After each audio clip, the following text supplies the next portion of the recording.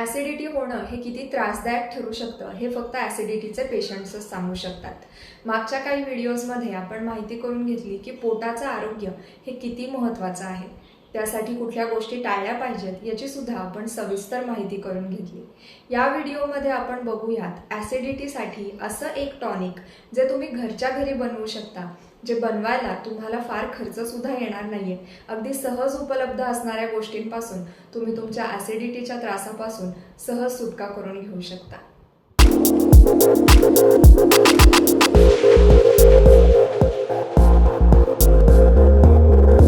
माझ्याकडे जेव्हा ॲसिडिटीची समस्या घेऊन पेशंट येतात त्यापैकी अनेक पेशंट्स हे धावपळीची लाईफस्टाईल जगणारे असतात. म्हणजे त्यांना एखादं काम लवकर करायचं असतं, ऑफिसला पोहोचायचं असतं, खूप धावपळ त्यांच्या आयुष्यामध्ये असते. त्यांना जेवायला सुद्धा पुरेसा वेळ मिळत नाही. मग अशा पेशंटसाठी असा जर का आपण एखादा उपाय सांगितला जो करण्यासाठी त्यांचा खूप वेळ जाणार आहे तर ते कदाचित तो करू शकणार नाहीत. त्यामुळे आपण या व्हिडिओमध्ये हा जो उपाय बघणार आहोत, ॲसिडिटीसाठी हे जे टॉनिक बघणार आहोत ते अगदी 1 मिनिटापेक्षा सुद्धा कमी वेळात होणार आहे. काही सेकंदातच तुम्ही हे टॉनिक बनवू शकता. त्यासाठी तुम्हाला फक्त 3च गोष्टी लागणार आहेत. त्या कोणत्या आहेत? ॲसिडिटीसाठी आपल्याला जे सुपरफूड सांगितलं आहे त्यापैकी आहे जिरं, धणे आणि बडीशेप.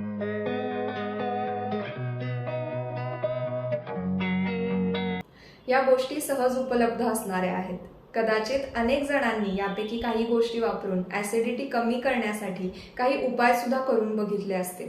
पण आजच्या व्हिडिओमध्ये मी ज्या प्रकारे तुम्हाला हे टॉनिक बनवायला शिकवणार आहे त्या प्रकारे सगळ्या स्टेप्स फॉलो करून जर का तुम्ही हे बनवलं आणि याचा दररोज न चुकता वापर केला तर तुम्हाला खूप छान प्रकारे रिझल्ट मिळू शकतात. तर बघूयात कसं बनवायचं हे टॉनिक. हे जे ॲसिडिटीचं सुपरफूड आहे ते तुम्हाला फक्त 1 छोटा चमचा एवढंच घ्यायचं आहे. त्यासाठी तुम्हाला 1 छोटा चमचा धणे घ्यायचे आहेत, 1 छोटा चमचा बडीशेप घ्यायची आहे आणि 1 छोटा चमचा जिरं घ्यायचं आहे. हे व्यवस्थित मिक्स करून याच्यामध्ये तुम्हाला 1 ग्लास पाणी टाकायचं आहे. आता हे जे मिक्सचर आपलं तयार झालेलं आहे हे रात्रभर असंच या पाण्यामध्ये भिजत ठेवायचं आहे. आता तुम्हाला काही प्रश्न पडले असतील, जसं की हे टॉनिक बनवताना हे मिक्सचर जर का समप्रमाणातच घ्यायचं आहे तर ते आधीच समप्रमाणात एकत्र करून मी ठेवून दिलं तर चालेल का? तर बिलकुल नाही. कारण जेव्हा तुम्ही हे मिक्सचर आधी तयार केलेलं असेल आणि समजा त्यातला एखादा चमचा तुम्ही वापरत असाल तर त्या चमच्यामध्ये या सगळ्याचं प्रमाण हे समप्रमाणातच येईल याची खात्री देता येत नाही. त्यामुळे मी ज्या प्रकारे तुम्हाला कृती करून दाखवली आहे तुम्ही एक्झॅक्टली तशाच स्टेप फॉलो करणं खूप गरजेचं आहे. त्यानंतर दुसरी महत्त्वाची गोष्ट म्हणजे हे पदार्थ वापरत असताना त्याच्यावर कुठल्याही प्रकारचं प्रोसेसिंग करायचं नाहीये. म्हणजे ते भाजून घ्यायचे नाहीयेत किंवा त्याच्यावर अजून कुठलीही प्रक्रिया आपल्याला करायची नाहीये. जसं आपल्याला मार्केटमधून ते मिळतं ते तुम्ही फार तर निवडून घेऊ शकता आणि डायरेक्ट ह्याचा वापर करायचा आहे. कारण जर का तुम्ही ह्या 3 गोष्टी बघितल्या तर ह्या 3ही गोष्टी बिया स्वरूपात असतात. त्यामुळे तुम्ही जेव्हा त्या न भाजता भिजवता तेव्हा त्याचा आपल्याला जास्त प्रमाणामध्ये फायदा मिळू शकतो. हे जे पाणी आहे ते रात्रभर आपण तसंच ठेवणार आहोत. सकाळी गाळणीच्या मदतीने ते आपल्याला गाळून घ्यायचं आहे आणि उपाशी पोटी हे 1 पेला पाणी आपल्याला दररोज न चुकता प्यायचं आहे. असं केल्यानंतर 2 ते 3 दिवसातच ॲसिडिटीच्या प्रॉब्लेममध्ये तुम्हाला याचा खूप फायदा झालेला दिसून येईल. हे जे टॉनिक मी तुम्हाला सांगितलं आहे त्याचा वापर मी माझ्या ॲसिडिटीच्या वेगवेगळ्या पेशंट्समध्ये करून बघितला आहे.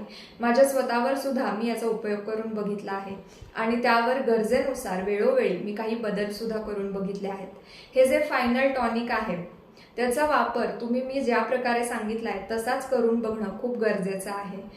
याचा वापर मी जेव्हा पेशंट्सवर केला तेव्हा अनेक पेशंट्सला खूप उत्तम प्रकारे याचे फरक दिसून आले. सकाळी उठल्यानंतर तुम्ही जेव्हा हे पाणी पिणार आहात तेव्हा ते गरम करून पिण्याची आवश्यकता नाहीये.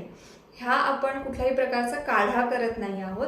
हे एक टॉनिक आहे जे तुमच्या ॲसिडिटीसाठी तुम्हाला खूप फायद्याचं ठरणार आहे. हा उपाय करून सुद्धा तुमच्या ॲसिडिटीमध्ये जर का तुम्हाला काही फरक जाणवत नसेल तर यावेळी तुम्हाला मेडिसिन घेण्याची गरज आहे. यासाठी तुम्ही होमिओपॅथी उपचार पद्धतीचा वापर करून बघू शकता. आपल्याकडे असा समज असतो की होमिओपॅथीमध्ये आजार बरा करण्यासाठी खूप वेळ द्यावा लागतो. हा एक चुकीचा समज आहे.